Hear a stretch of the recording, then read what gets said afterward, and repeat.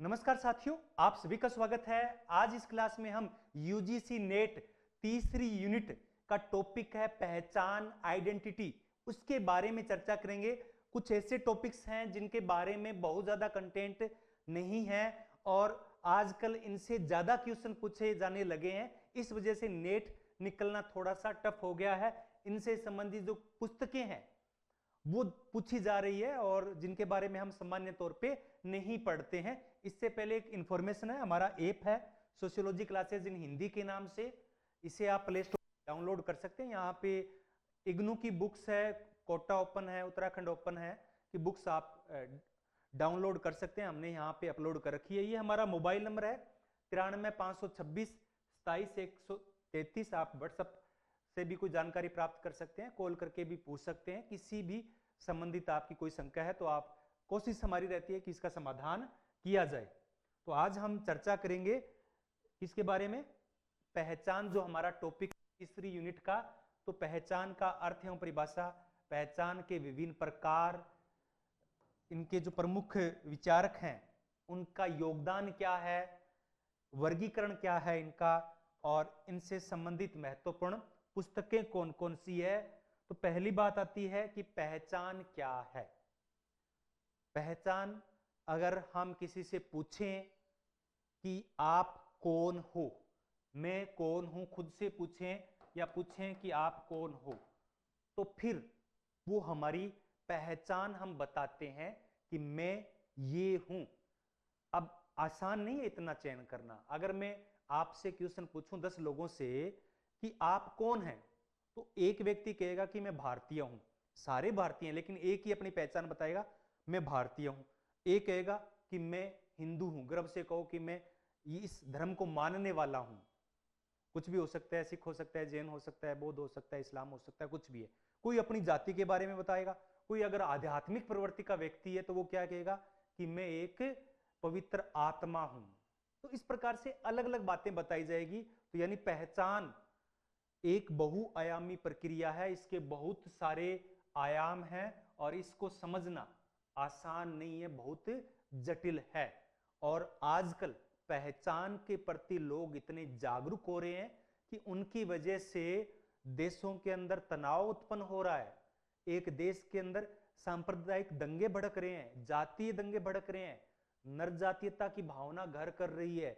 अभी मणिपुर के अंदर मेतेई और कुकी जनजाति के बीच में झगड़ा चल रहा है। वो सब झगड़ा पहचान को लेकर है। अभी कनाडा के अंदर एक हिंदू सभा के मंदिर पे हमला किया गया था। वो हमला भी कहीं ना कहीं पहचान की लड़ाई है, उसकी वजह से वो झगड़ा किया गया।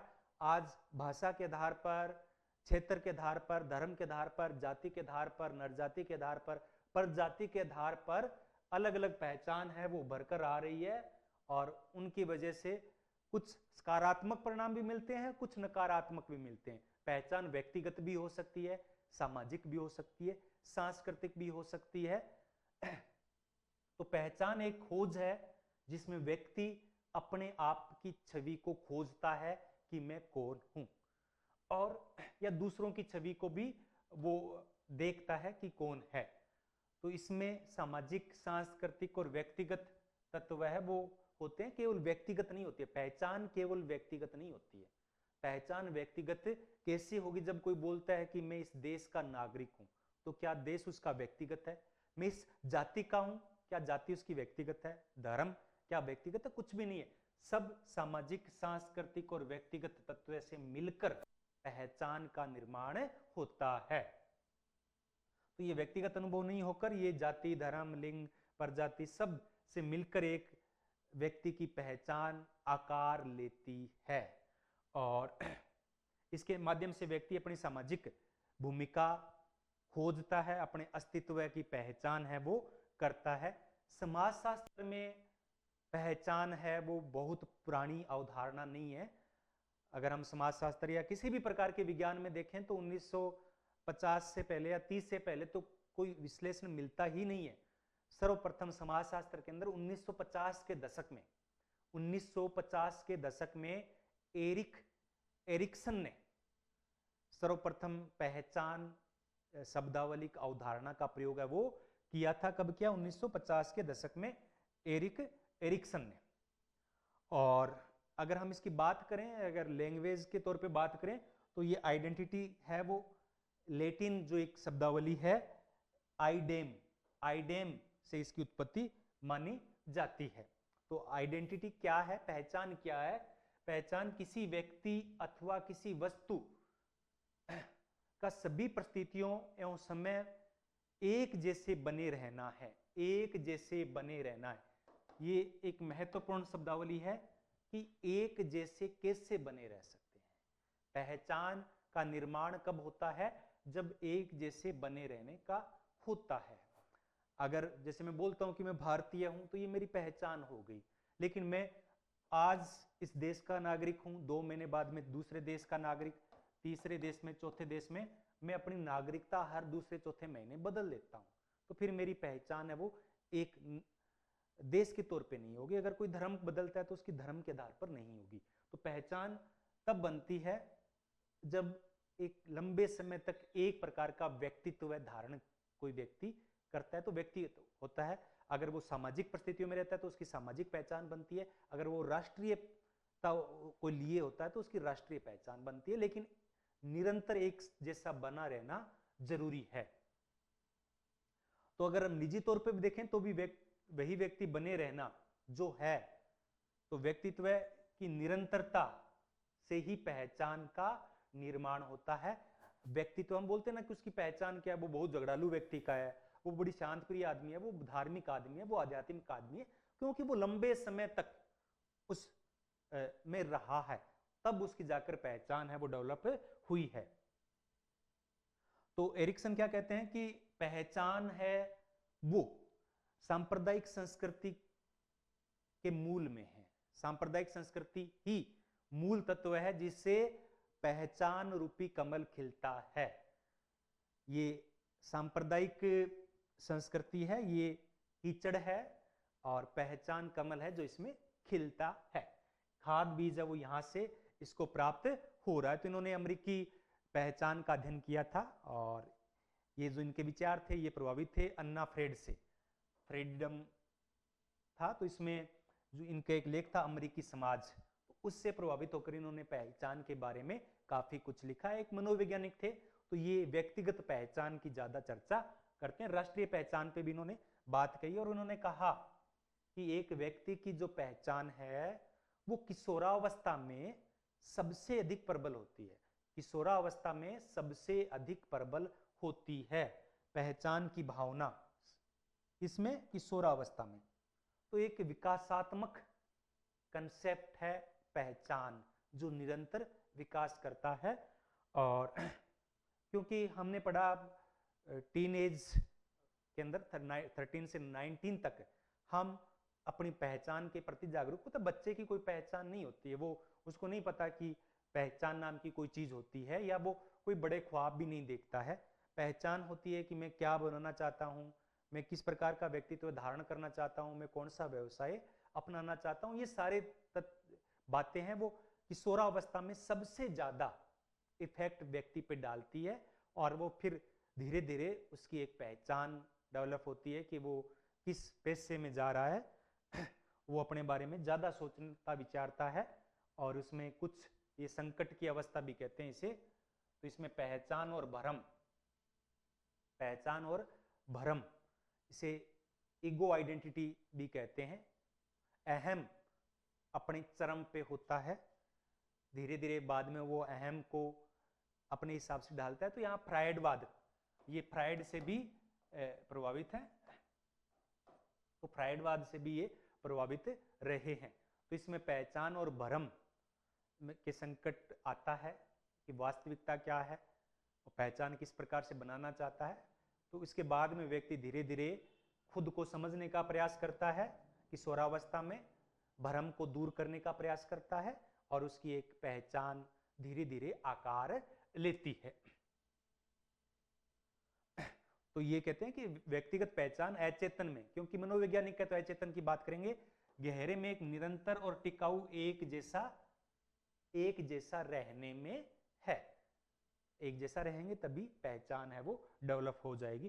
तो अब इसमें अलग अलग मैं शॉर्ट में बता देता हूं। अलग अलग है, जैसे कि ऑस्कर हैंडलिन ने प्रवास के आधार पर, क्योंकि हम अपने में क्षेत्र में रहते हैं जहां अपना जन्म होता है, वहां अपने से कोई नहीं पूछता है कि तुम कौन हो। जब हम नए क्षेत्र में जाते हैं तब हमसे पूछा जाता है कि आप कौन हो, और वहां तो सब अपने जैसे होते हैं, तो वहां पहचान के प्रति कोई जागरूकता नहीं होती है। लेकिन व्यक्ति जब दूसरे स्थान पे जाता है, प्रवास करता है, विस्थापित होता है। इनकी पुस्तक है द अपरूटेड, जड़ों से अलग हुए लोग, यानी विस्थापित हुए लोग।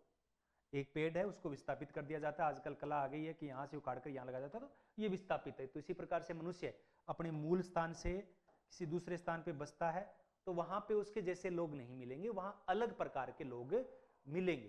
तो इससे क्या होगी, पहचान है वो डेवलप होगी, और उससे पूछा जाएगा कौन है, और वो भी अपनी पहचान के प्रति अवेयर होता है, ये लोग तो सारे ये है, मैं कौन हूं।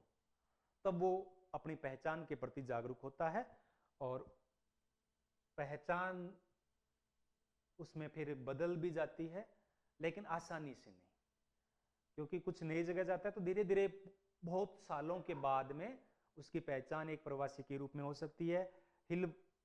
विल हरबर्ग ने धर्म के आधार पर पहचान की बात कही कि दुनिया में कुछ भी हो जाए, कुछ भी हो जाए, सामाजिक स्थिति बदल रही है, सांस्कृतिक स्थितियां बदल रही है। आजकल सामाजिक और सांस्कृतिक जो पहचान थी वो धीरे धीरे समाप्त हो रही है।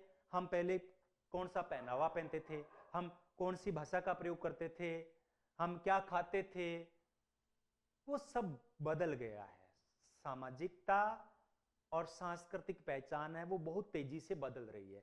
तो उस स्थिति में व्यक्ति अपने आप को किससे उसको जुड़ाव महसूस करेगा, सामाजिकता से नहीं कर सकता, सांस्कृतिकता से नहीं कर सकता, फिर वो धर्म के आधार पर अपनी पहचान को विकसित करने की कोशिश करता है। और इसी वजह से दुनिया के अंदर आज आप देखोगे सामाजिक नहीं है। आजकल यूरोप के जो देश है, अमेरिका है, वो एक जैसे हैं, उनमें कोई आपस में झगड़ा नहीं है, सबकी सामाजिकता अलग अलग है।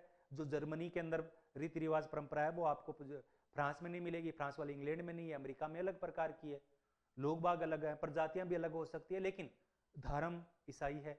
आज पूरी दुनिया के अंदर हिंदू होगा, इस्लाम को मानने वाला होगा, सिख धर्म को मानने वाला होगा, चाहे वो किसी भी सामाजिक परिस्थिति में रह रहा है, किसी भी परिस्थिति में रह रहा है, वो धर्म के आधार पर अपने आप को जुड़ाव महसूस करता है, धर्म के आधार पर अपनी पहचान को डेवलप करने का प्रयास करें। और आप देखोगे अभी जो इजराइल और फिलिस्तीन के बीच में युद्ध चल रहा है, वो युद्ध आखिर किसको लेकर है, वो धार्मिक पहचान को तो लेकर है। एक तरफ यहूदी है, एक तरफ इस्लाम को मानने वाले हैं। मैंने अभी मणिपुर की बात की, तो वो एक तरफ जनजाति है और एक तरफ सामान्य लोग हैं। कहीं भी दुनिया में जाएंगे तो वो कहीं ना कहीं धर्म के आधार पर अपनी पहचान को खोजने का प्रयास है वो करते हैं। जेम्स मार्सिया का योगदान है, तो इन्होंने 4 स्थितियां बताई थी पहचान को लेकर। अधिकारिता या फौजदारी, तो इसमें व्यक्ति की कोई पहचान होती नहीं है, व्यक्ति अपने पहचान के प्रति जागरूक होता ही नहीं है, ये प्रारंभिक अवस्था हो सकती है। इसमें व्यक्ति अपनी पहचान को लेकर भ्रमित रहता है, ना तो उसने अपनी पहचान के बारे में कोई विचार ही नहीं किया होता है, जीवन के उसके उद्देश्य क्या है इसको लेकर वो भ्रमित है, वो रहता है। तो यानी पहचान के बारे में अनिश्चितता का समय होता है। इसमें व्यक्ति नींद में चलने के समान रहता है, बिना किसी दिशा के वो चलता रहता है, बस सुबह हो गई, शाम हो गई, उसकी जिंदगी तमाम हो गई, वो अपनी कोई भी काम या कोई पहचान या कैरियर के प्रति कोई उसका विचार अभी नहीं है, यानी वो कैरियर ऑप्शन के बारे में अभी विचार कर ही नहीं रहा है, वो अपनी पहचान के प्रति जागरूक नहीं है। फिर एक स्टेज है स्थगन या अन्वेषण की। फिर किशोरावस्था, जिसको एरिक्सन ने बात कही थी कि वो पहचान की बात करता है। किसकी बात करता है? पहचान की बात करता है। एरिक्सन से सबने पहचान संबंधी बातें हैं वो ग्रहण की है। तो व्यक्ति किशोरावस्था में सीखता है कि उसकी पहचान क्या होती है, वो पहचान बना नहीं पाया, लेकिन पहचान की तलाश में भटकता रहता है, विचार कर रहा होता है कि उसे करना क्या है, उसे डॉक्टर इंजीनियर बनना है, उसे